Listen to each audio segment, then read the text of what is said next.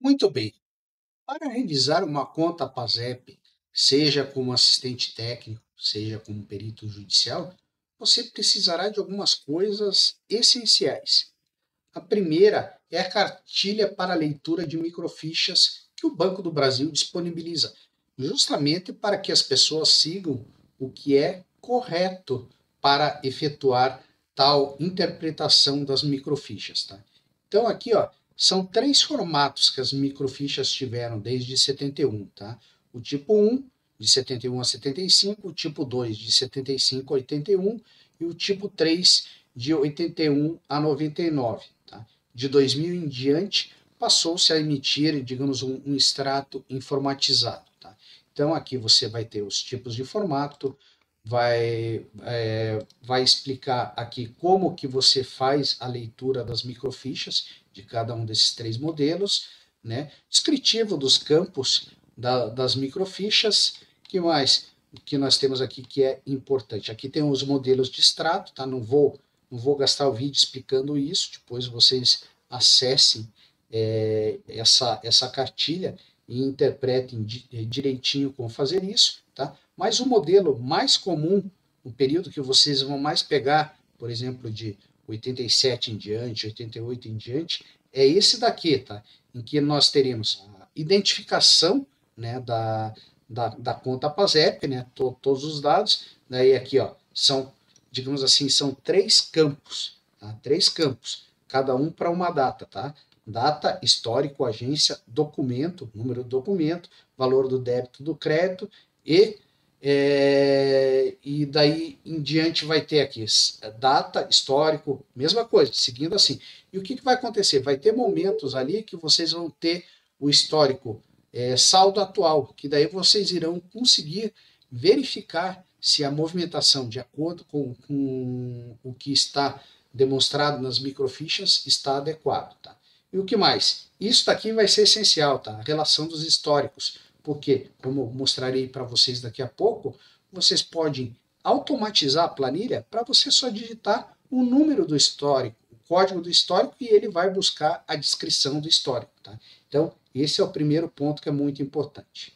Segundo ponto aqui é a tabela com os percentuais de valorização dos saldos das contas individuais do fundo PIS/PASEP. Isso daqui não é algo que eu criei. Isso daqui está lá no site do governo, que eu deixarei o link no descritivo desse vídeo. Tá? Isso daqui é essencial, indispensável para vocês efetuarem qualquer trabalho em cima de contas PASEP.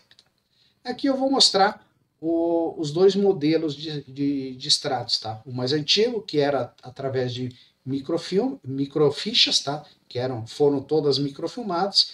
Então tá aqui, ó, data, começa a data, ó, aqui, ó, data, histórico, SANT. SANT quer dizer saldo anterior, ou seja, essa conta aqui, ela começou com 170,26, né? Daí aqui, na segunda data aqui, teve a movimentação 8006, que é rendimentos, e daí na outra data aqui, teve um 909, que é, digamos assim, um pagamento. Tá? Então, com base nisso, vocês vão movimentando a conta, verificando se os saldos estão condizentes com aquilo que está apresentado aqui na microficha. Aqui, ó, quando tem esse SAL, tá? SATO, é saldo atual. Tá? Então, aqui vocês conseguirão verificar se, digamos assim, a digitação das microfichas está correta. E o modelo atual dos extratos, esse está aqui, tá? O modelo que a gente conhece. Data, histórico, o prefixo, valor e o saldo, ok? Então, vocês tendo isso, é o primeiro ponto para revisarem uma conta PASEP.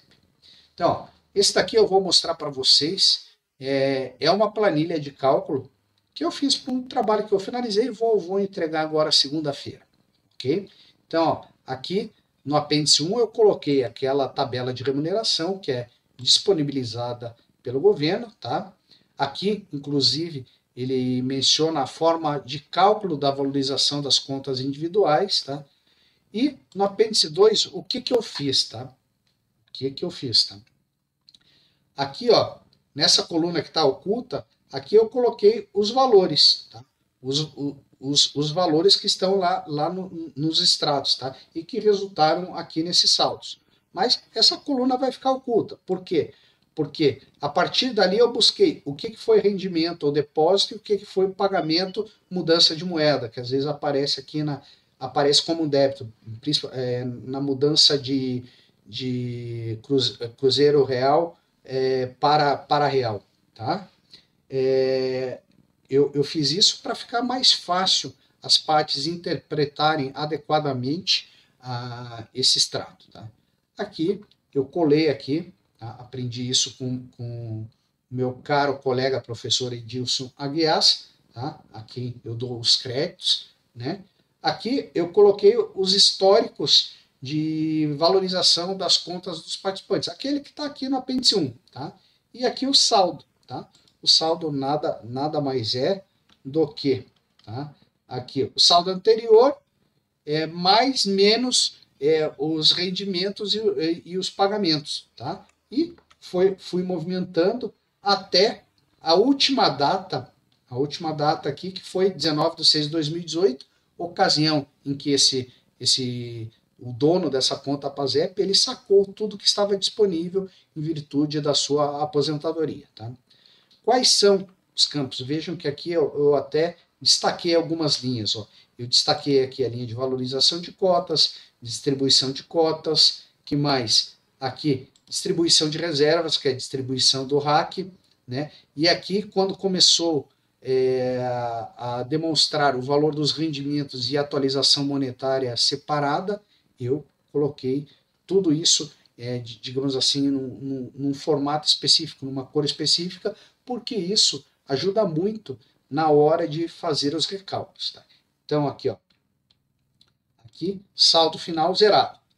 Aqui, essa coluna que eu adicionei é a coluna pela qual eu calculei o percentual original de distribuição das cotas.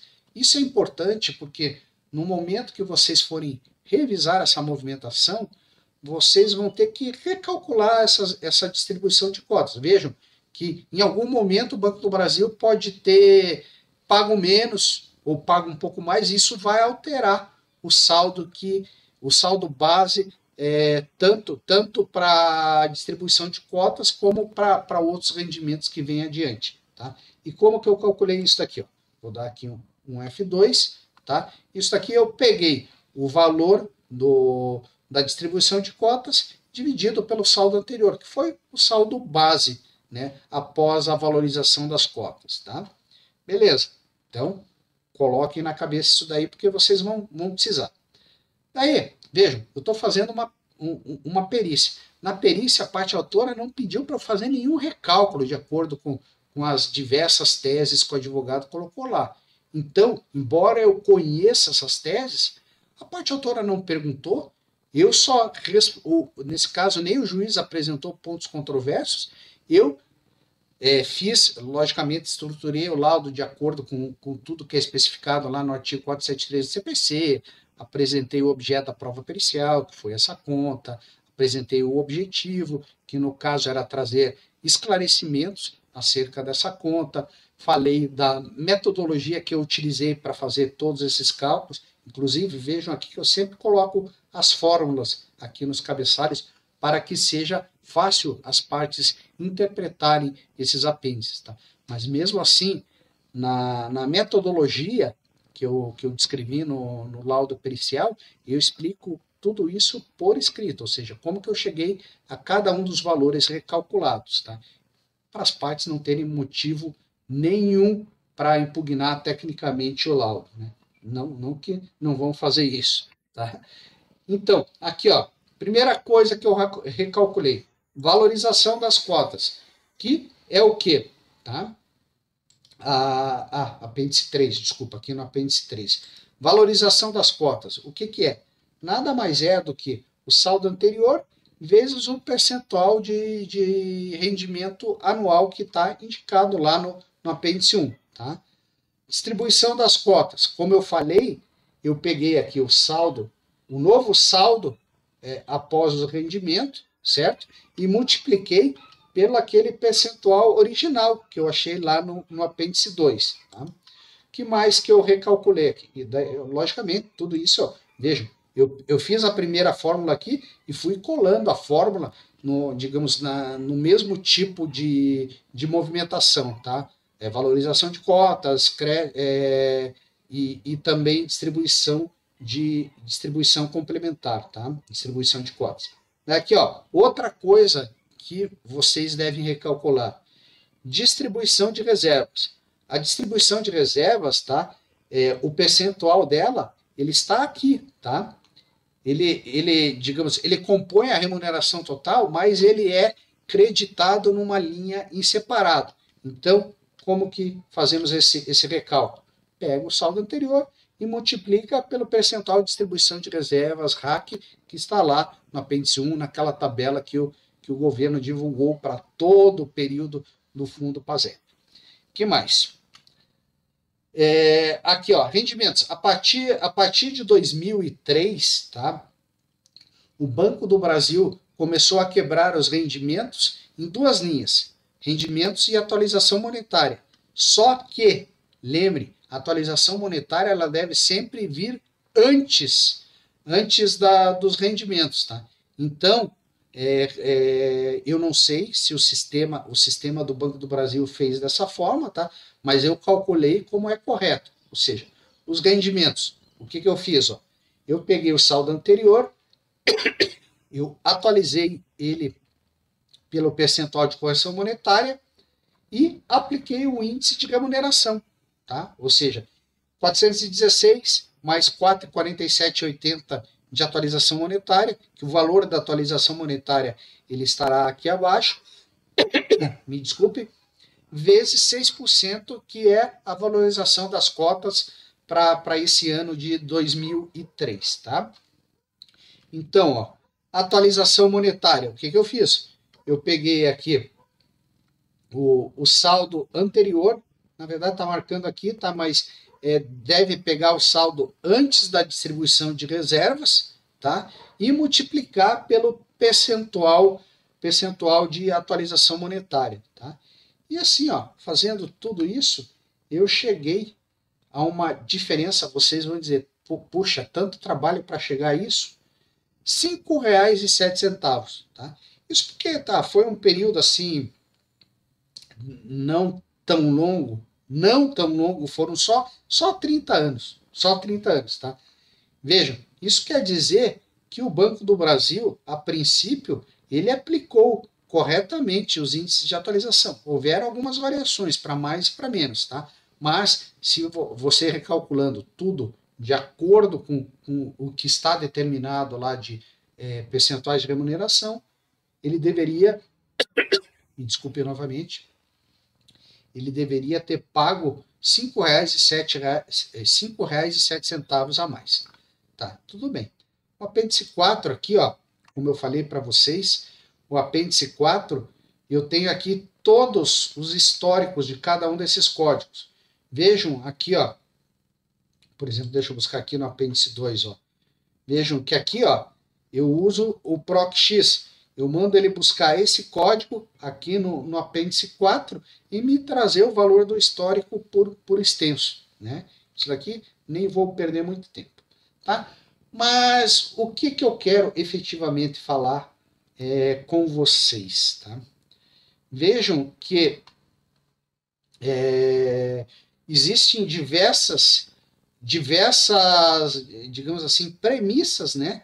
Premissas para se obter valores de acordo com as teses que os advogados estão colocando aí no mercado. A primeira é simplesmente calculando os percentuais de valorização de forma acumulada, não fazendo primeiro digamos, a remuneração, né, a atualização monetária e depois multiplicando o valor obtido após a atualização monetária pelo somatório dos índices de juros e de reajuste líquido adicional, tá? Que esse é o formato que digamos, o Banco do Brasil utiliza e é o que está determinado aqui no fundo PIS/PASEP. Mas os advogados, eles dizem que não, que tem que ser acumulado, tá? Vejam que isso é uma tese. Você, se está trabalhando como assistente técnico, você vai fazer os cálculos de acordo com a tese que o advogado está tentando defender, tá? Vejam que aqui, aqui eu calculei de forma acumulada, tá? Ou seja, 1 mais o percentual de atualização monetária, tá? Ou seja, soma dos produtos, tá? Vezes 1 mais percentual de juros, vezes 1 mais percentual de resultado líquido adicional, tá? Aqui acabou que ficou essa modificação dos percentuais e também a mudança aqui dos índices de atualização monetária para 89, 90 e 91, considerando os expurgos inflacionários, tá? Eu vou até fazer o seguinte, tá? Eu vou pegar isso daqui, eu vou mover o copiar, eu vou criar uma cópia aqui. Opa, criei uma cópia aqui, tá? Daí aqui eu vou colocar aqui encargo cumulado, tá? E daí aqui a única coisa que eu vou fazer, tá, é que eu quero mostrar para vocês,